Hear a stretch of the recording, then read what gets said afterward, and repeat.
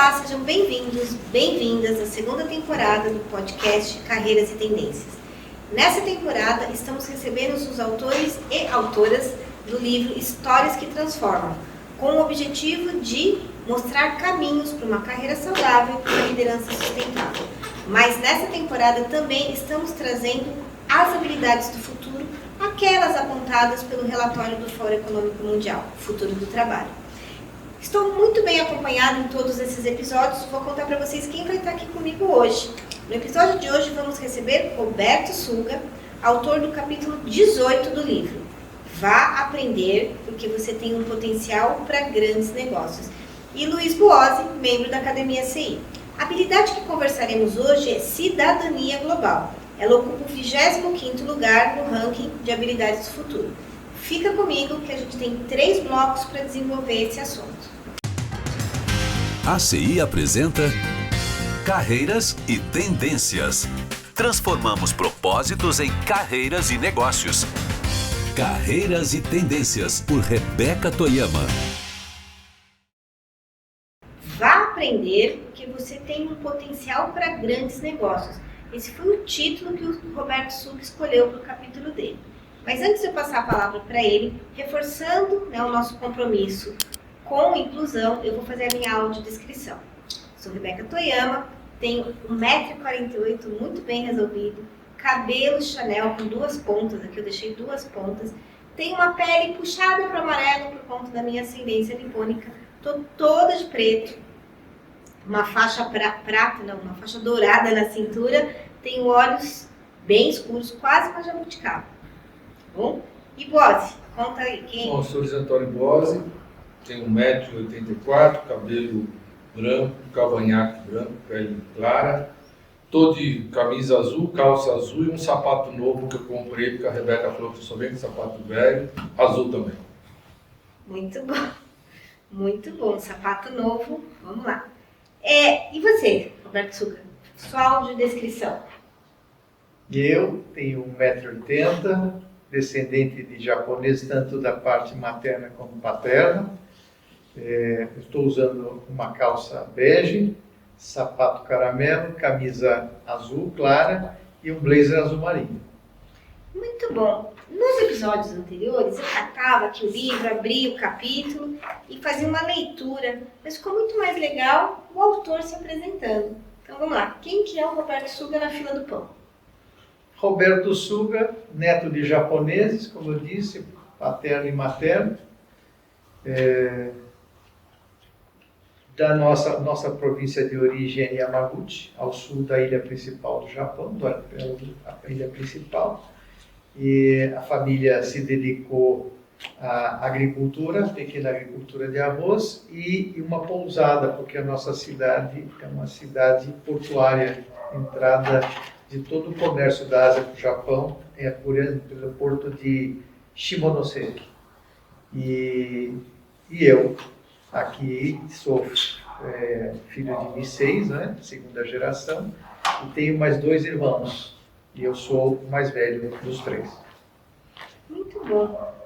Antes de te fazer aquela pergunta do milhão, como é que foi colocar a sua história no papel, eu vou contar um pouquinho daquele nosso primeiro contato.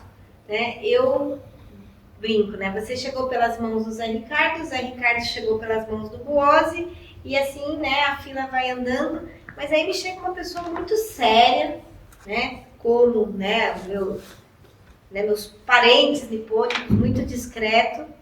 E por que você foi escolhido entre tantas pessoas para estar no livro? Porque mesmo com toda essa descrição, esse certo distanciamento, conforme a gente foi conversando, você se mostrou uma pessoa de muitos valores e valores muito profundos. Uma ética muito profunda, um conhecimento muito profundo. E aí eu pensei, é muito importante as pessoas, homens e mulheres, entenderem que muitas vezes o silêncio traz muita sabedoria, traz valores muito profundos. E aí foi com esse critério que eu falei, nossa, o Suga tem que estar nesse livro. E obrigada por ter aceito essa experiência, esse desafio. E eu queria que você contasse como é que foi pôr no papel e expor a sua história. Porque sim, você tem uma experiência anterior, escrevendo a história do seu pai. Mas aqui o convite era escrever a tua história. Então, dentro desse caramujo que habita nós nipônicos, como é que foi, né, se abrir para o mundo dessa forma?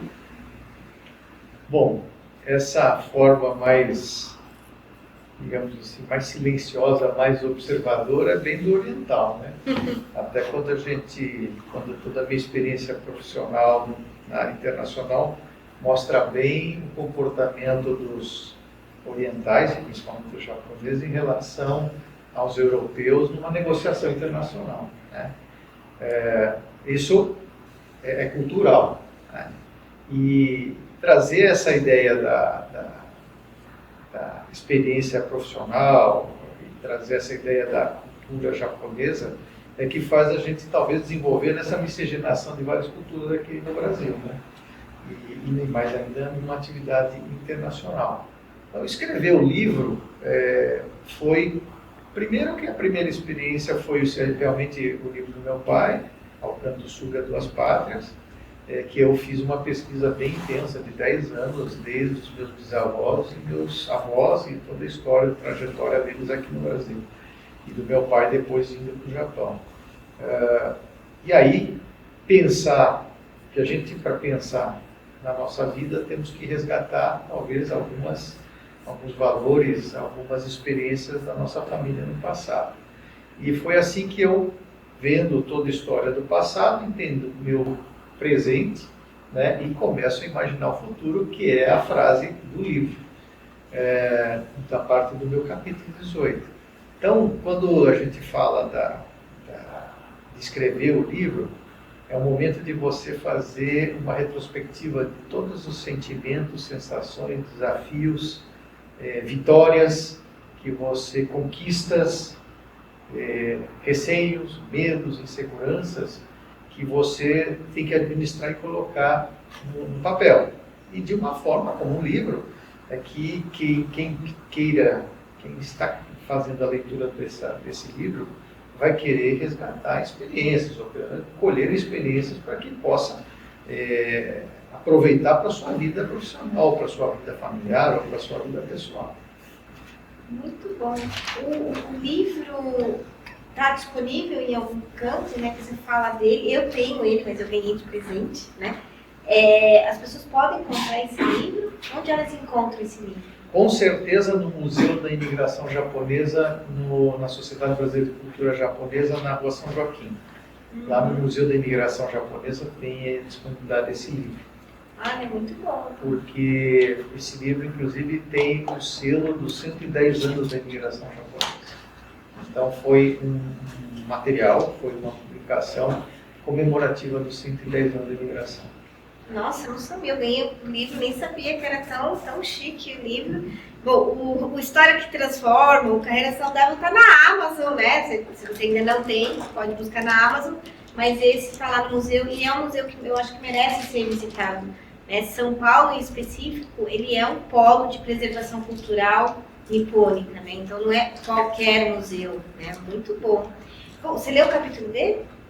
Sim, eu conheço um pouco a história do Suga, por conta. Eu fui agraciado com um café no Suga um dia que me fez, assim, mais do que eu já admirava ele, admiro mais ainda. Né? O Suga é um ser humano fora de série, uma pessoa que só o jeito que a mãezinha dele junto com ele, isso faz a gente ficar mais apaixonado pelos dois. Sim. Mas, se eu tiver que perguntar alguma coisa, Suga, de tudo que você fez, o que mais você gostou, o que mais foi o que você se identificou, você falou, caramba, isso aqui é o que eu queria fazer, porque você foi professor, você trabalhou em embaixadas, você trabalhou em empresas, você trabalhou um monte de frentes, hoje tudo bem, presidente da Federação Brasileira de Automóveis Antigos, de veículos antigos, mas o que mais? Você falou, isso aqui é o que mais me encantou. O que foi? Foi um desafio profissional. Eu, como sempre quis trabalhar na área diplomática, e eu vi que o caminho pelo Ministério das Relações Exteriores seria, nos anos 80, um desafio muito grande para um descendente japonês chegar ao topo da carreira. E isso me fez buscar alternativas em organismos internacionais. Então, comecei na Organização dos Estados Americanos, depois fui para o Centro de Comércio Internacional da ONU, com sede em Genebra, e tive um momento que é esse que, respondendo a sua pergunta, que foi quando eu assumi um compromisso junto à agência do governo americano, a USAID, para o desenvolvimento internacional, que era um trabalho complementar à repressão ao narcotráfico na Bolívia. Então, tinha o Drug Enforcement Administration fazendo o trabalho de repressão ao narcotráfico e a USAID fazendo todo o trabalho social, geração de emprego, renda, trazer investimentos e exportações de produtos não tradicionais da Bolívia. E então esse foi um desafio muito grande, foi um momento da minha vida de 92 a 97, que eu sempre tive motivação de trabalhar em assuntos que possam contribuir de alguma forma para o meu país, para a minha região, para o meu continente, para as pessoas que vivem ao meu redor. Então, eu imaginei comércio internacional, porque assim gera divisa, gera emprego, gera renda. Então, eu sempre pensei em trabalho em promoção de exportações. Promoção de investimento, da mesma forma. E a ideia era gerar empregos na Bolívia, para que a mão de obra aqui possa estar subutilizada, que estava trabalhando talvez para o narcotráfico, pudesse ter outras atividades profissionais.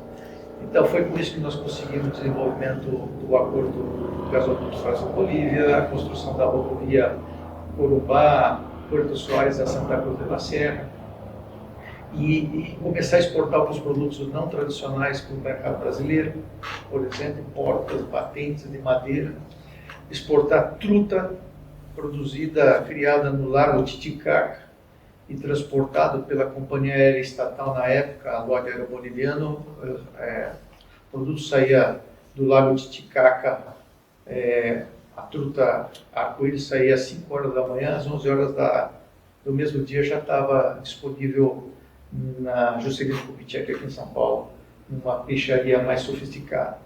Então, isso foi um desafio, trabalhar nessa área de promoção de exportações, promoção de investimentos, levar pessoas para produzir soja, milho, algodão, principalmente toda a experiência brasileira, e os brasileiros tendo dificuldade de expansão das suas áreas de produção agrícola no Brasil, uma sucessão de gerações, principalmente no estado do Paraná, Santa Catarina e Rio Grande do Sul, tendo novas frentes, que uma delas era a Bolívia. Então, acho que essa foi uma importante contribuição que eu acredito que tenha feito dentro da América Latina, na Bolívia, com todos os desafios, e entender um pouco da geopolítica, e o assunto envolve o narcotráfico. Você já começa a entender, né, o calibre, né, dos nossos autores e esse exemplo vivo do que é propósito. Eu costumo dizer, e aqui já falei várias vezes, propósito tem muito mais a ver o que eu estou fazendo pelo outro do que se eu estou feliz ou não. Então, toda vez, né, a gente está aqui ouvindo o Suga, né, você vai fazendo movimentos nos quais as suas escolhas beneficiam muitos. Isso que é propósito. E a gente tem aqui muito falado sobre isso, essa coisa de propósito, tem que me fazer feliz. Sim, eu acho que é o impacto que você tinha nesses projetos que te abasteciam. Né? E aí eu falei, poxa vida, então a gente tem que mostrar no exemplo. Muito mais do que eu falar que isso é possível, que isso acontece, é você vir aqui e falar assim, ó, eu fiz essa escolha porque eu queria impactar muitos. Eu fiz essa escolha porque eu queria gerar renda para muitos. Então, assim, sem você ter falado uma vez a palavra propósito, você deu um super exemplo do que é uma carreira pautada em propósito. Né? Então, sim, o livro está super à disposição. Se você quer saber mais sobre a história do Suga, você vai comprar o livro e ler, né, a história dele, que esse é só um pequeno pedacinho do que durante toda a jornada dele ele realizou. Eu vou encerrando esse bloco, né, nossa intenção é ter 3 blocos, e aí no próximo a gente vai falar sobre cidadania global, uma das habilidades do futuro, muito, né, relacionada à jornada internacional, global, que o Roberto Suga trouxe. Então, espero você no próximo. A Acreditamos no potencial humano. São as pessoas que podem transformar o mundo. Carreiras e Tendências, por Rebeca Toyama. Realização: Academia de Competências Integrativas.